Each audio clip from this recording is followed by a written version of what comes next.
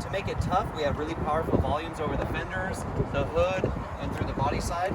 And then we contrast that powerful volume with really sharp lines on the body side and very precise details in the DRL areas and the headlights. So again, you're always going to see this contrast as you move around the vehicle. Another important thing to point out with the design of the vehicle is, if you look at traditional pickup trucks, you can imagine that the form vocabulary is squares and rectangles, and you can assemble those squares and rectangles to design your truck. But in this case, we were inspired by the triangle. A very structural element, but something that we felt was a little bit more progressive and more modern and more dynamic, befitting the design that we were executing. So you'll see throughout the vehicle, both in the detail areas, a series of triangles, but also in the main construction of the body side, sheer triangular surfaces that are intersecting with the really full, powerful volumes of the fenders and the hood. Again, offering this contrast. The vehicle driving dynamics is quite sporty for an open bed vehicle, as you'll experience tomorrow when you drive it.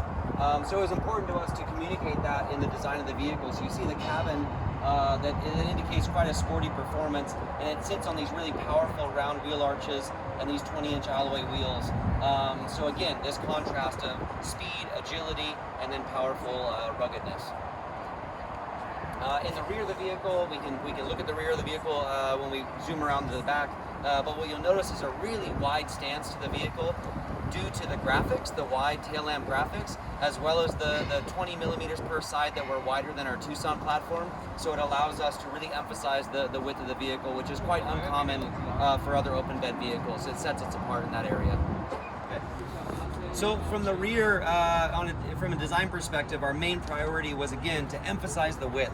As I stated earlier, a lot of open bed vehicles, traditional open bed vehicles, have a vertical light graphic on the corners. It tends to make the vehicle look quite narrow. And one thing that we really wanted to emphasize is that although our vehicle is small in footprint, it's very big in impact and big in capabilities. One way to do that is to really emphasize the width cross cars. So we have a linear T-shaped tail light that extends your eye across the tailgate. And then we've got, as I said, an additional offset to the fenders. So you've got a really nice stance from rear view and a light graphic that even at night shows that this is not a traditional pickup, something new, something different.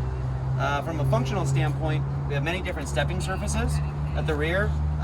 Some more traditional stepping surfaces that are here in the middle on the bumper, but also some really innovative and nice corner steps that you can access when the tailgate's down. So you can still step up and access things that are inside or step up onto the tailgate. So there's a few just different areas on the rear that indicate that we were trying to incorporate within the dynamic design increased functionality. Once you get into the bed, obviously you'll see our integrated tonneau cover that comes on a lot of the models in a Cruz.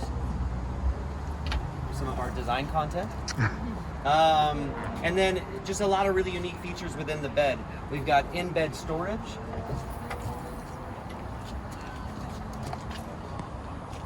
Which, as we talked about inside, has two different plugs. So you can put different things, maybe you get done surfing, you can put your wetsuit in here. You can put ice and drinks for some tailgating or camping experience. And then if anything's wet or dirty, you can hose it out, take the drain plugs, and it drains out the bottom. Is that cover sealed? Yeah, so this is waterproof, completely waterproof, sealed and locked. The tonneau cover is water resistant.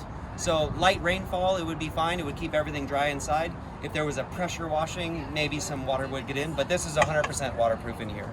And these are all standard in all models? So the tonneau cover is not. The tonneau cover comes with anything with the activity package and above.